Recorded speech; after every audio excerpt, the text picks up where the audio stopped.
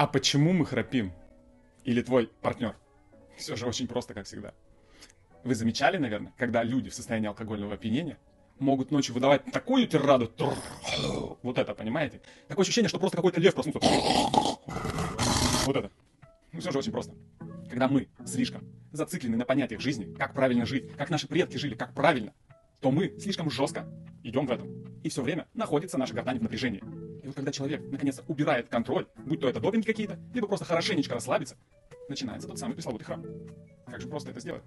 Нужно пересмотреть то, где ты напрягаешься, где ты контролируешь, поменять отношение к жизни и понять, что все происходит так, как необходимо. И то, как вели себя наши предки, для нас уже может быть не совсем корректно.